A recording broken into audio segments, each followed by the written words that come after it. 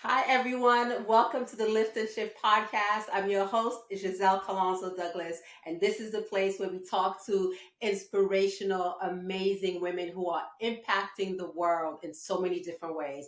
I'm excited to have with me Mrs. Ayo Mendez-Torres. She's an educator, she's a social worker. She is a person who, like myself, is dedicated and has a passion for seeing young people thrive. So not only is she shifting in her sphere of influence, but she's making sure to lift others as she climbs. I'm so excited to have you with me today. Welcome to the Lift and Shift podcast. Thank you so much for having me. I'm so grateful to be on this platform to grow, learn, and also share my journey. Oh yeah, we're excited to learn from you because everyone's story is going to resonate with someone, right? Somewhere throughout your trajectory, there's something that you experience that's just going to be a ringing of the bell for someone, and that's the best part I think so far for me on this podcast. So we're going to get into the work that you're doing now and Yes, the plans that you have for the future, but I want to kind of take us back to your own journey. Did you always know that education was where you kind of wanted to land at some point in the future? that's a great question. I come from a family of educators, and I initially, when I started my journey, I'm going to be honest with you, I did not think I was going to land in education because I was actually focused on nursing, to be Okay. I started school. I was nursing, and then I was like, okay, I went on an internship, and it wasn't the greatest because it was in a hospice. And I said, Mm, this might not be the best place. And I realized at that point, I really just wanted to work with young people. And so then I started focusing, I changed my major, and it became like a double major with education. And then I started realizing that, I had great experiences with a number of social workers on mm. my journey. And I said, you know what? Um, I think I could do both. And and I didn't know anyone who did both, but I said, let me try it. Um, and it worked itself out. Awesome. One of the things that you just said that made me think of the fact that a lot of people don't necessarily get to see someone who looks like them in the field that they are aspiring to get into, right? So, how did you navigate that? You want to go into this arena, at least on the social work piece, but you didn't know someone who had done it. Like, where do you gain that confidence? Like, I think I can do this. Wow. I had a number of individuals who helped me on my journey, who I was just inspired. I had I'm gonna start at home. I had Mhm. educators, my mom, I had my grandma who was there. I saw her.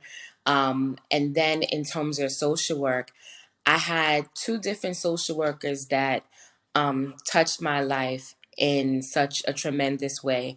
Um, and they allowed me to understand that I could um, do this in my community. And I didn't know exactly Mm. to what extent, but there was one lady by the name of, um, her name was Renee, and then and then it was now Bishop Carlton T. Brown. And those two social workers at the time really touched my life in a tremendous way. Mm. Um, I knew because of their work that I wanted to work with young people in that capacity as well. Okay. Two things that come out of that for me.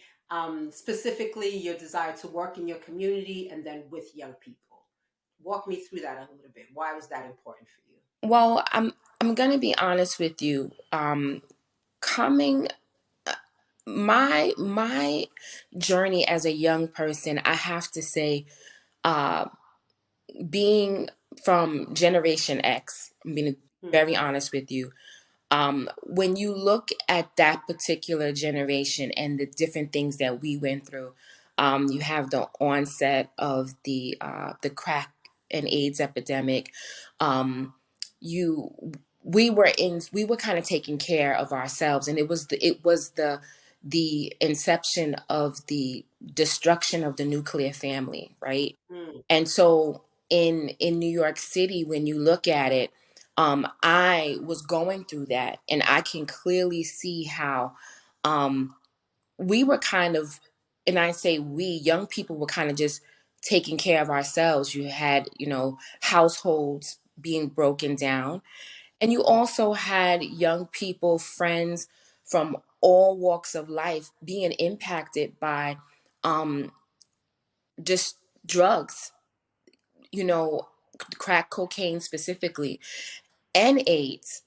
And so with that, I noticed, and I didn't realize it until I got older, but Hmm. no one really asked us how we were doing. Oh, wow. No one really paid attention to the things that we were going through, and no one really got close to kind of see. So a lot of our friends, we were going through all kind of abuse, whether it was running away, whether it was being subjected and exposed to different types of abuse that impacted us, and we just tried to hold on to each other to survive. But it Hmm. wasn't. I didn't get that support from inside the school. It was outside of the school, right? So I met individuals who impacted me by networking with other friends, and they say, well, if you go down the block here, you'll find this person to help you.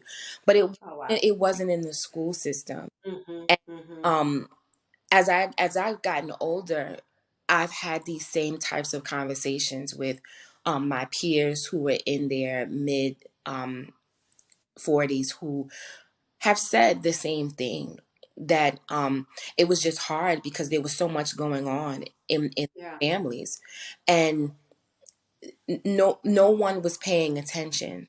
No one was. You didn't even have the resources that we have now for children. You didn't have those resources, and it it, we didn't realize that we were kind of like being ignored and no one was paying attention.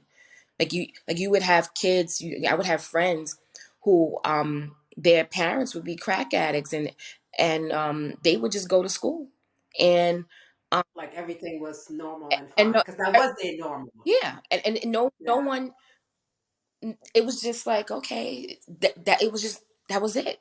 Even in Right. households, having a cousin who was going through that. No one asks. No one, and you don't have to ask when you see a child who's being abused or exposed to, or even having a suspicion. Um, you see signs, Right. but Right. you didn't. There wasn't this sense of urgency to develop a authentic relationship with a Oh, young wow. person. It wasn't there. Um, not even. What do you think is the difference now where, um, you know, the resources are obviously are available, but it sounds like you're saying that there's a shift now Yeah, where kids are being paid attention to in a different way. What do you think that brought on that shift? because there's a sense of urgency to not only, you can't move in business as usual, and Hmm. have to be more aware of the whole child. Mm. And there's a sense of urgency to support the entire family, not only the Hmm. child. And Hmm. this came about, I think, even more so post pandemic. Mm. And so, while there was still an understanding that we were supporting families, and we were working with children, and I can honestly say that because of my experience, I really wanted to be a part of that change. So there were Mm. different things that I saw that I was doing, that I said, let me do this, because I didn't really experience this.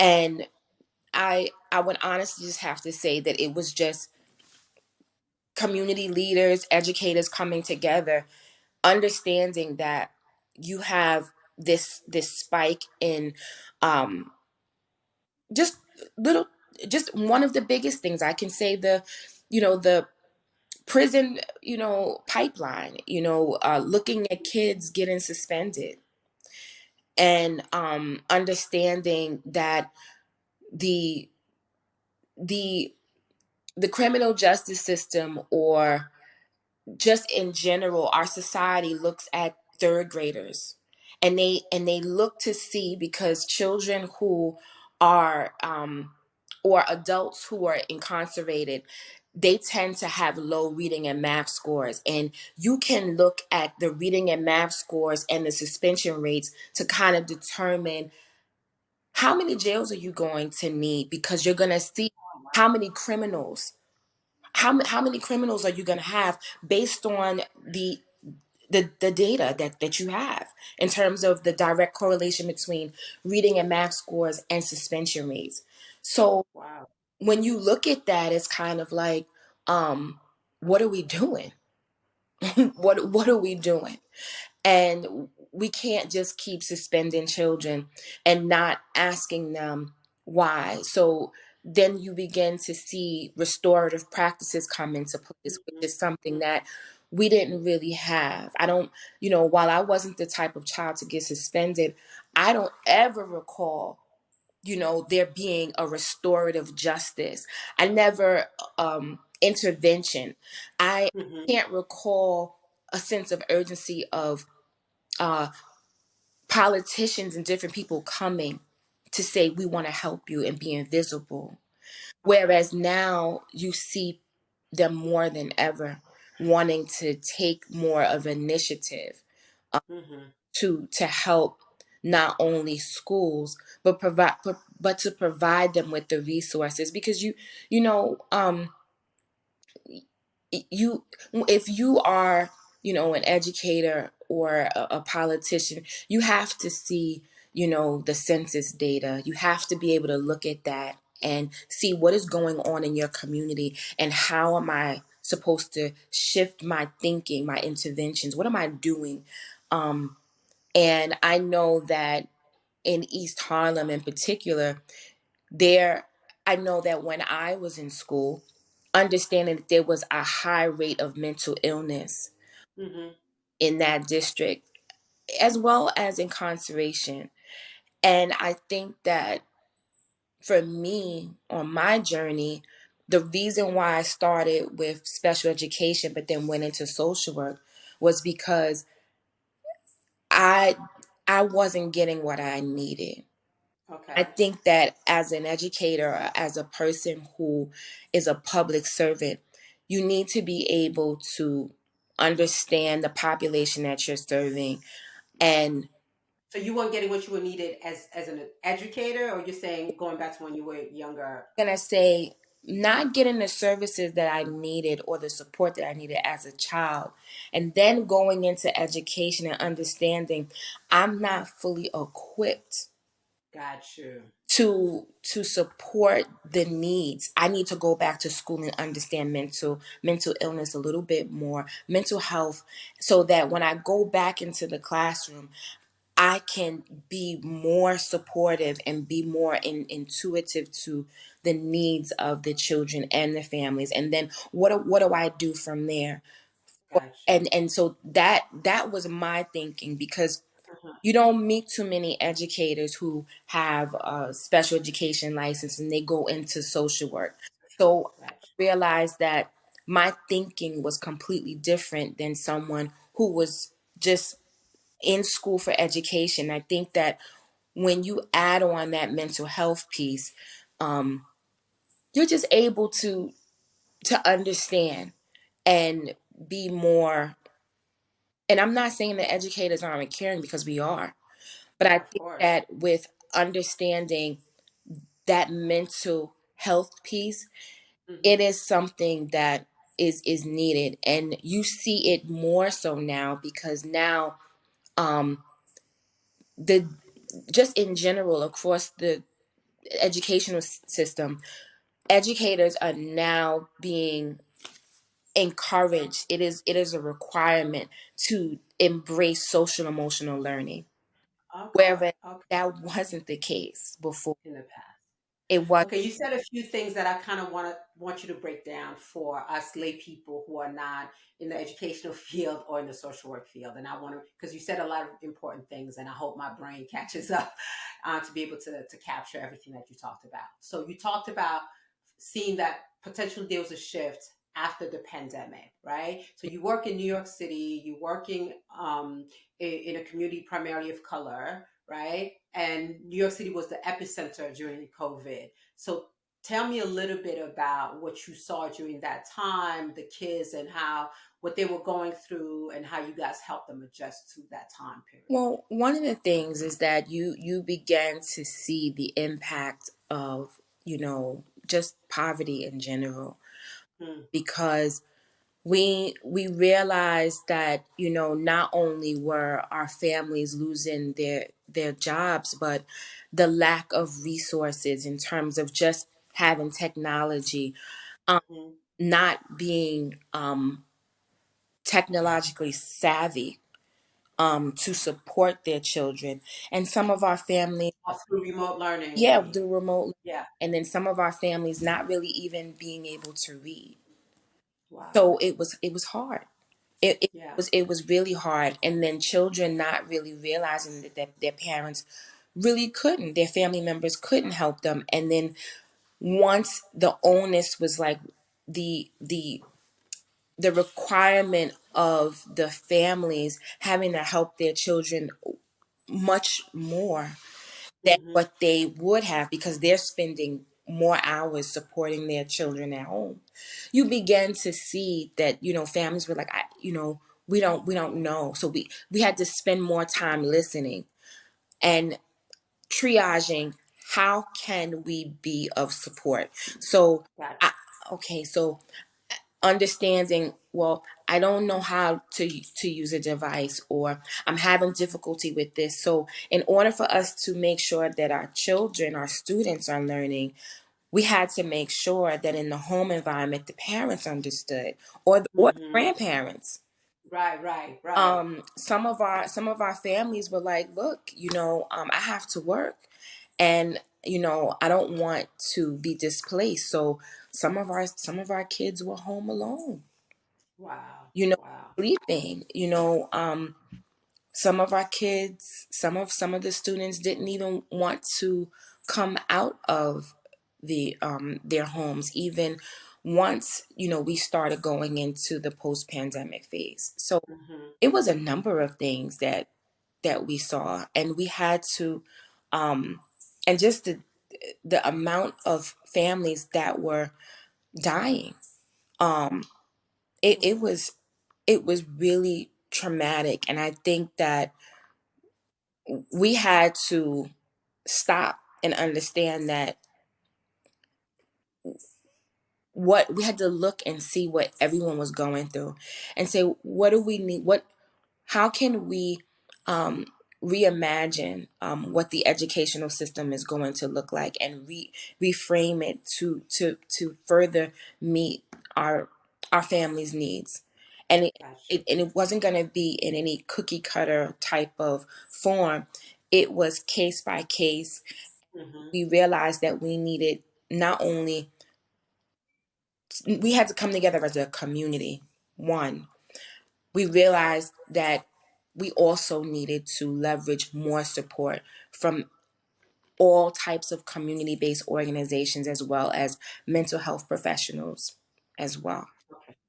So I know that one of the resources you mentioned were the politicians coming on the scene in a way that you hadn't experienced growing up, and you talked about this.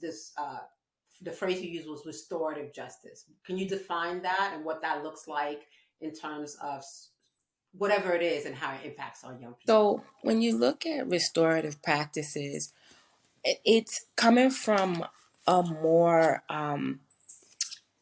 healing centered approach, Okay. and you are trying to help students understand what they are going through. We are um, engaging in conversations, but we're not going straight to suspension. Suspension is is the not the answer. So Mm-hmm. what we realized and what we began to realize is, okay, well, if we look at and we listen, understand what is the issue, what's the trigger, what's the problem, let's try to help this child, let's try to help the family and see what is going on first with the child, but then maybe we can provide the family with resources. We don't know if the problem that the child is having in school has a direct correlation to their home environment, right? Mm-hmm. But when you Mm-hmm. look at restorative practices, you are engaging in conversations to try to help bring a level of self awareness to that child so that Okay. they can begin to understand themselves and then make make healthier decisions in terms of their decision making skills. But Okay. you're not automatically saying, well, you know what, you did this, I'm suspending you, because suspension, it doesn't solve the problem. What you'll And then find, it keeps the kid out of school, which yeah, it it seems defeating it's, well, the we have purpose. different types of suspensions, but it it's they just, you have these repeat offenders who keep getting Mm-hmm. suspended, and you're like, okay, these, it's not working, so how do we stop it? Mm-hmm. You know, because at some point you keep suspending a child, you, there's a level of hopelessness that you feel, Mm-hmm. start feeling as though, you know, I'm not loved, I'm not liked. Yeah. And so we have to let our students know that we care about them, that we love them. And there has to be, in everything that we do, we have to have that aspect of joy in our educational system. Like, your life is not an accident, Yeah. right? Your life is, you made a mistake, but your life is not an accident. How are you instilling hope in children so that you can help them to thrive? And suspensions, they don't do that. So talk to me a little bit about you talked about the correlation between poor I guess reading skills and how that is a predictor for people who are going to wind up right in that pot, who will be in that pipeline and wind up in the public school system. And then you specifically mentioned the third grade. So I don't know if that meant anything specifically, but can you just walk me through that? So what, in the third grade, that's when our students take their standardized ELA and math exams. That's the first time that they Hmm. take their exams.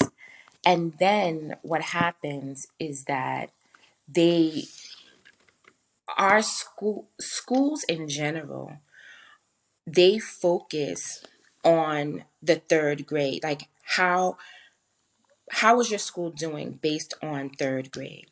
So, Mm, and just in general, the state looks at how we are supporting our students. But then when you look at the research, one of the things that you'll find is that, and as I mentioned, a lot of individuals who are incarcerated, hmm. you'll find that those reading and math scores are low. Um, Dyslexia is there, some type of learning Mm, disability. And you'll also find that there's something going on in terms of, like, just there's that element of broken families. And so it's, when you look at the research and when you also speak to those who are incarcerated, you never hear that there was that level of support that was provided. So one of the things is that when educators started learning about restorative practices, it was initially instituted in prisons. mm, So restorative practices was implemented in prisons, and they were able to see how it was helping prisoners. Okay. Once we were able, they did the research, they saw everything, then we began to take this program and then transcend it into the educational system to try to help young people. And so I think that, again, what we want all of our, just children to understand that, if you do something wrong, um, yes, there are consequences, but you need to understand. And how can we help to reframe the behavior? How can we help you? How can we support you? But not taking harsh disciplinary action because of something that you may have done. Understanding that you've had life experiences that may have impacted your decision making. So, how can we come together as a community and help you so that you have an understanding of where this behavior might be coming from? Right. And then that help that you receive and that level of Hmm. understanding, that level of trust will then decrease the reoccurrence or stop completely the behaviors that you were demonstrating in your school and or home environment. and Yeah. and I can honestly say that we have seen, um, Okay. we have seen, and we've had success stories. And I think that it's really about the buy-in, because sometimes when when a student does something, or just in general, you sometimes you're quick to suspend. But what has happened is that within the educational system, it we have to be more aware of what we're doing and give more of an explanation as to why we are making the decisions that we're making. You just cannot suspend a child without giving and showing that you have exhausted every measure, right? Right. Right. Um, Right. and I think that, That there's kind of been a progression to the yeah, discipline as yeah, opposed to, and I think yeah. that that's important. Yeah. You're having these conversations, that the that the families understand that, you know um we're not trying to hurt you or your child. Hmm. we want, Hmm. we want to understand. We want to gain and build a relationship, because it's crucial that we build relationships with our families, with our school communities. um Okay. they have to understand, because our students, children, are spending more hours in school than they Right. are home. Right. The priority is to feel and know that you are in a safe, trusting, and loving environment. And in order for you to understand that love, it has to be real. And so, um,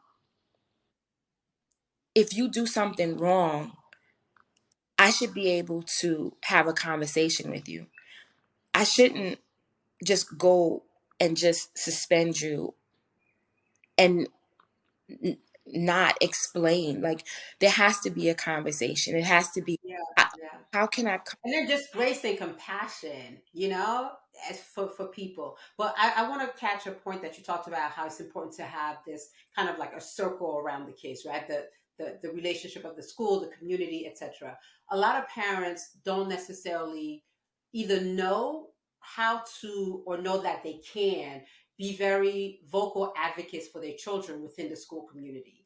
I know that raising a young black brown boy, something that had come across my radar was this, maybe a study or reading about how young black boys tended to be suspended, at a higher degree than, girls, and people of different races. So I was very intentional about making sure there was no labeling, right? That behavior that he demonstrated that was on par with other kids, that wasn't singled out, to be put in different categories. So I would have conversation with the teachers and I would say, hey, I am an involved parent. Talk to me, let me know what's happening in the classroom. And then if things deviated, to actually be a present advocate.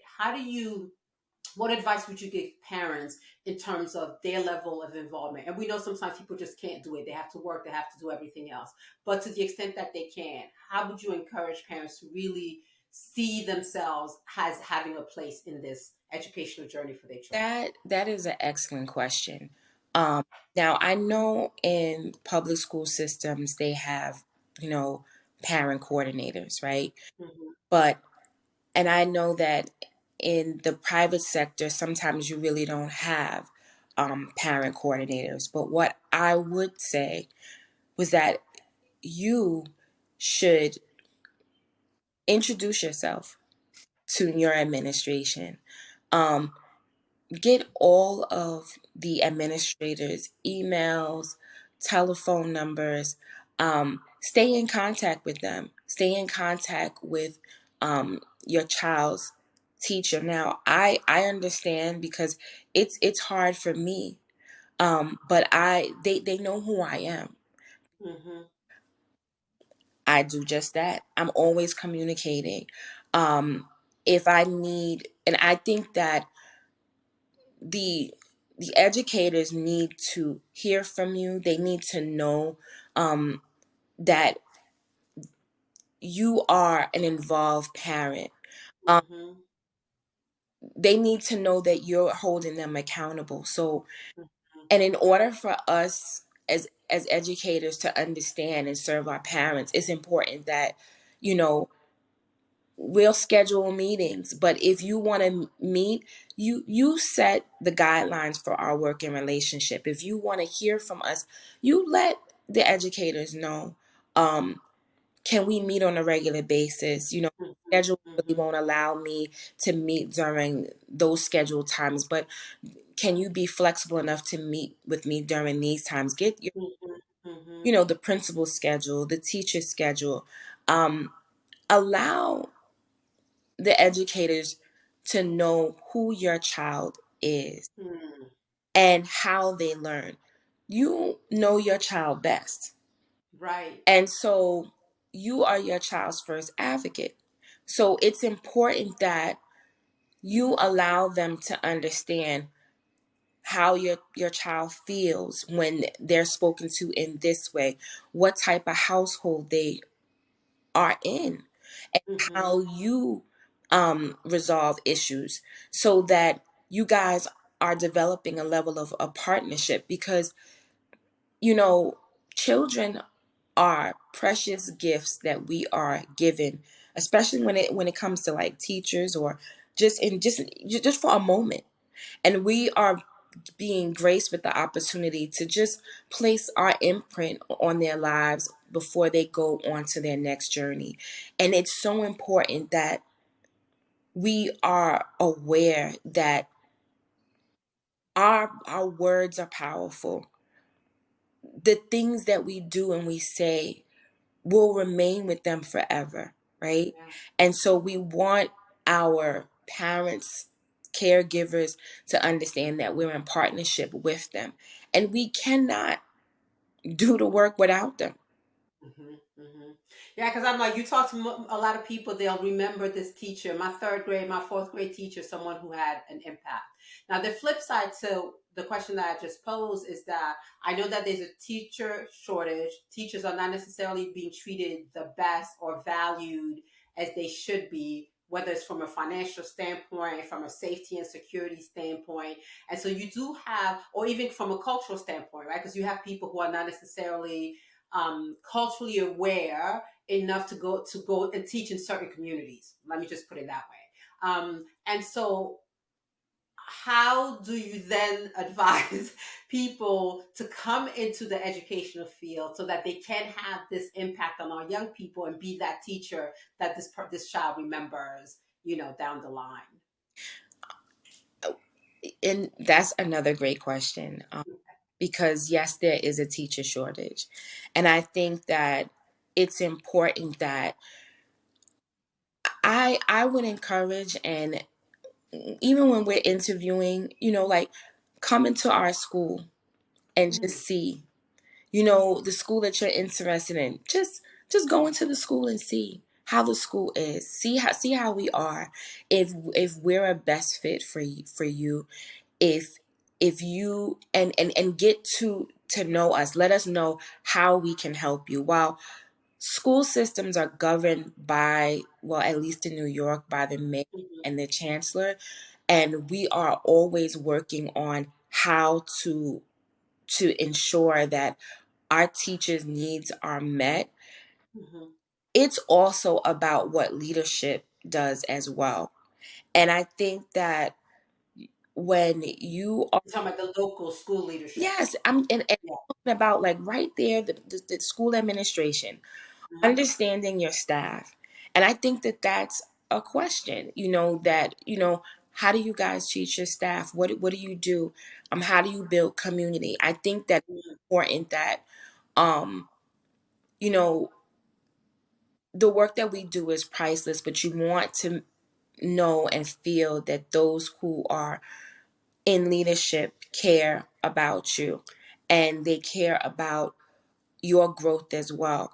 So I think it's important that, yes, while this work is not easy, and yes, you're working a number of hours, but at the same time, you honestly, and I'm going to just use this as for example, mhm, one of the things that our superintendent did for principals, but then principals started doing it for um, their schools, was just giving their teachers like a spa day, right?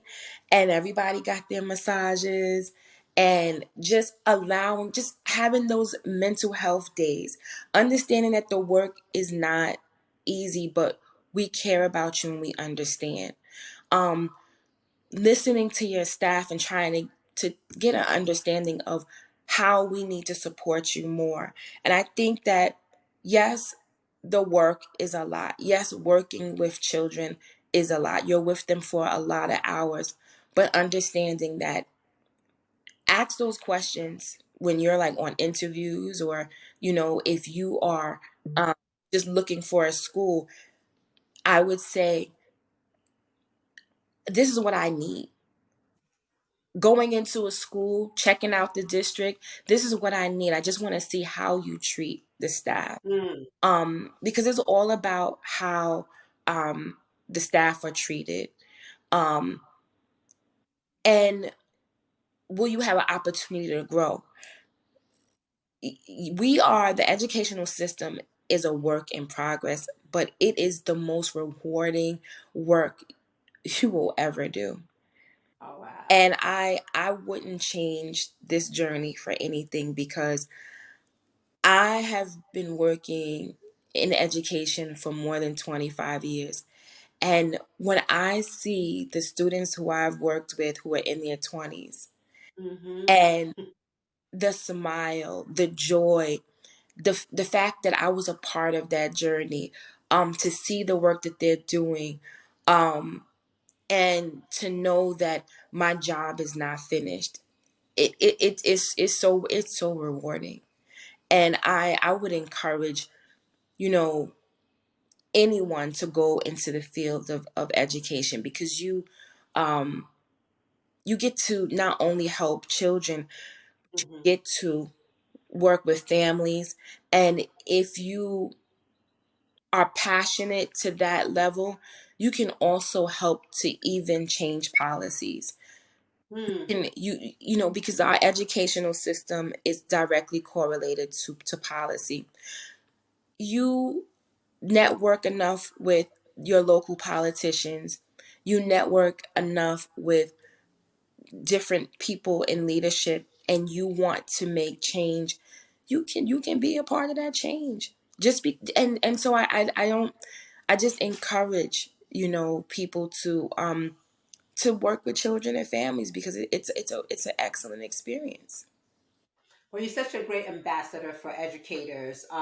You have been working for 25 years in the educational field, as young as you look. You're an assistant principal now, working pre-K and fifth grade. And I know that even in your off time, you continue to work with young people through your church work and through your community engagement work. So tell me a little bit about that in the few minutes that we have left, because I want to talk about Ayo's kind of vision and journey into the next phase for herself. So, I am working with, and I work with Bethel Gospel Assembly, Mm-hmm. and I do a number of things. I am an associate director for the youth ministry. And one of the things that is so amazing is that I get to not only work with the young people, but um, I'm very passionate about social justice. Mm-hmm. So just yesterday, I was at a gun reform rally and in Spanish Harlem, and I was able to, just meet, speak with different politicians, talk about the work that we're doing, um, meet with different non-for-profit organizations that are helping children who are they've been impacted by the criminal justice system, but they're working to make a difference. And so it's it's important that you understand your vision and your mission. And I'm so passionate about helping children to understand themselves. And and not only that, but it's about understanding again that your life isn't an accident. And so Mm-hmm. a lot of the young people that cross my path are children that have gone through different things in their home environments, and they might feel lost. And it's important that they are able to meet a person on their journey to just be able to help them to understand who they are, what their gifts are, and then allow them to keep going on. And while you can do that in any capacity, but I am so grateful for the work and the opportunities that have been given to me at Bethel because they have allowed me to utilize, support staff, support the youth, support families, and I'm excited because we're gonna continue and do more work with, you know, um, NYPD in the near future. And I'm excited because this is what this work is about. Okay. And I I'm passionate about making sure that children live to their fullest potential and understanding who they are and understanding that they can do it. And I'm raising my own child, and I will honestly say that she's 16 and she's you know My bad daughter. because she was in the trenches with me yesterday. She was giving out the flyers. She was intermingling with young people, talking about the work that Bethel is doing, and she was meeting politicians. And I said, you know what? Just plant a seed and get Yeah. them excited about people. Get them excited about community because honestly, when we were coming up, the community helped each other. The Mm. community helped each other. And this is where we need to go back to allowing the community to help each other out of the the social economic ills that we're facing and understanding that we're better together. And if we work together, we can address the gun violence, the gang violence, everything that we're dealing with. But we have to understand that there's power in unity. And Mm. so it's important that we're working together and we're not in competition. We're Mm, working together to help young people thrive, to heal our community. We're healing our community. And you can only heal your community when you understand that love is the foundation. You have to have a love for your community, because that is the greatest level of social justice. mm. Understanding that loving your community is the most greatest act of social justice. Wow, Ayo.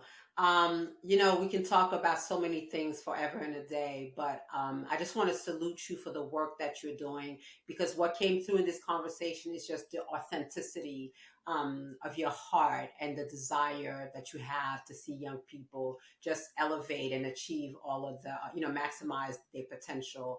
I just want to encourage you to stay the course. I know that there can be moments of difficulties and discouragement, but every young person deserves an Ayo in their lives. And I'm just so grateful that you took the time to share what your journey is and the lens that you gave us to look at this through. I think what you just said about our responsibility, right, to building up our community is just so key. And I am just, again, so grateful that we had this opportunity to talk. And people, go into education, be ambassadors for young people, support your community. There's so much that we can do. And I think we all sometimes we feel like, oh my God, it's so big, it's so much, but you can do it in the smallest of platforms and arena that you have. Look at the impact that IO is having. So continue to be great, and thank you again for coming onto the Lift and Shift podcast. Thank you so much, Giselle, and thank you for giving me the opportunity, and thank you for being